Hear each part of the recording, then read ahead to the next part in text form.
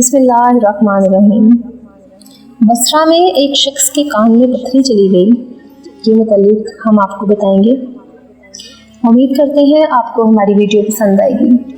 اگر آپ کو ہماری ویڈیو پسند آئے تو ویڈیو کو لائک کیجیے، چینل کو سبسکرائب کیجیے تاکہ آپ کو ہماری لیٹسٹ ویڈیو آنے کا نوٹیفیکیشن مل سکے۔ سیدنا حضرت کلامہ رضی اللہ تعالیٰ عنہ فرماتے ہیں کہ میں نے حضرت سیدنا سہام بن منجانی رضی اللہ تعالیٰ عنہ کو فرماتے سنا کہ ایک مرتبہ ہم حضرت سیدنا خضوری رضی اللہ تعالیٰ عنہ کے ساتھ جنگ کے لیے دارین کی طرف روانہ ہوئے۔ آپ رضی اللہ عنہ راستے میں 3 دعائیں کی اور تینوں مقبول ہوئیں۔ راستے میں ایک جگہ پانی بالکل ختم ہو گیا، ہم نے ایک جگہ قافلہ روکا۔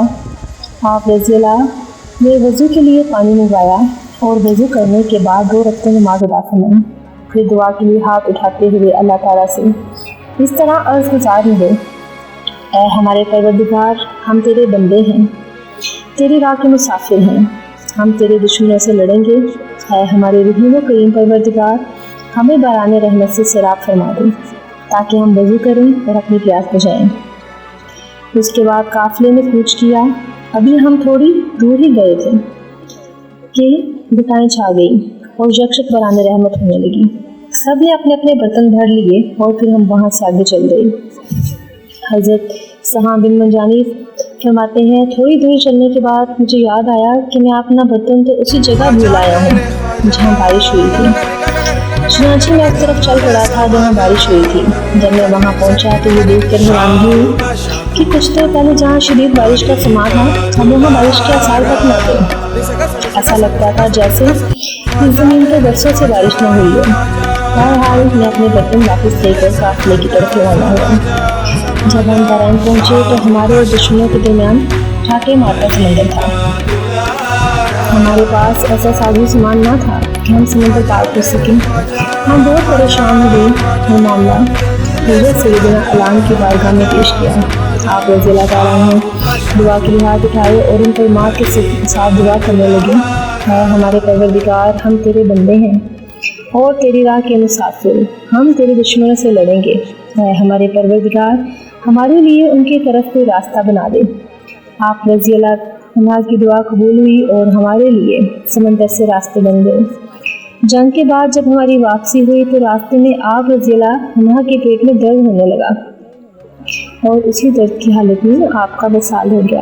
ہم آپ کو غسل دینا چاہا مگر پانی بالکل ختم ہو گیا تھا، چنانچہ آپ رضی اللہ عنہ کو بغیر نہلائے کفن دیا گیا۔ آپ رضی اللہ عنہ کو پھر دفن کر دیا گیا۔ آپ کی تدفین کے بعد ہم وہاں سے رخصت ہو گئے۔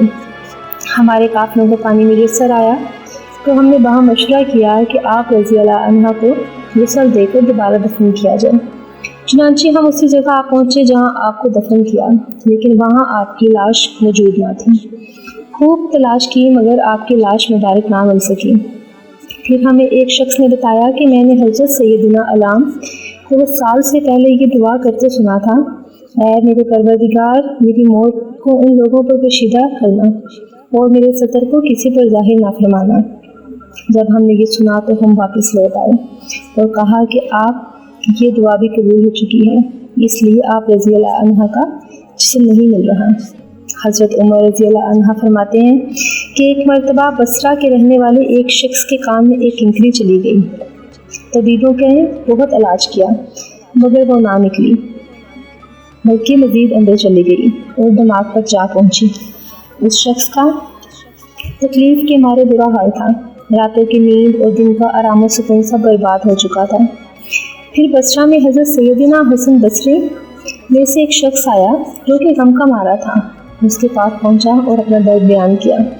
حضرت سیدنا حسن بصری کے رفیق نے کہا: تیرا بھلا ہو، اگر تو چاہتا ہے کہ تیری تکلیف دور ہو جائے تو ان کلمات کے ساتھ اللہ سے دعا کر جن کے ذریعے حضرت سیدنا علام دعا کرتے تھے۔ انہوں نے سراؤں میں ان کلمات سے دعا قبول فرمائی تھی، بس تو بھی انہیں کلمات کے ذریعے سے دعا کر۔ یہ شخص عرض گزار ہوا: وہ کلمات کون سے ہیں؟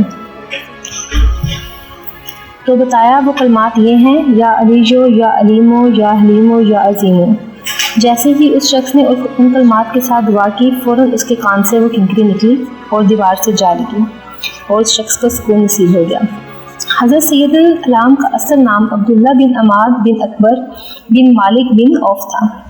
آپ نبی مکرم نور مجسم رسول اکرم کے صحابی تھے۔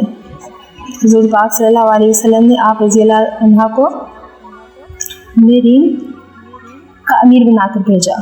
حضرت سیدنا ابو بکر رضی اللہ عنہ کے دور خلافت میں بھی میرین کے امیر رہے اور حضرت سیدنا فاروق رضی اللہ عنہ نے بھی آپ رضی اللہ عنہ کو میرین کا امیر برقرار رکھا۔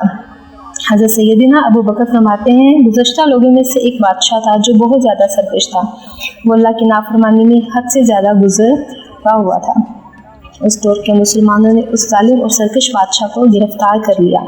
اب اس کو قتل کرنے کے لیے مختلف قسم کی سزائیں تجویز کی جانے لگی۔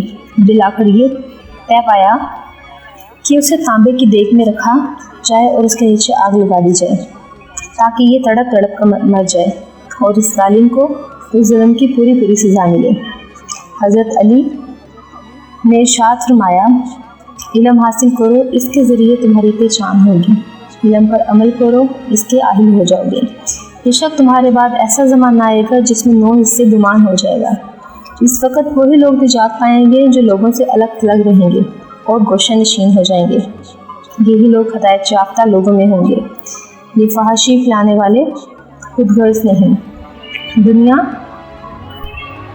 پیٹ پھیر چکی اور آخرت بالکل سامنے ہے۔ دنیا اور آخرت میں دونوں محبت کرنے والے موجود ہیں۔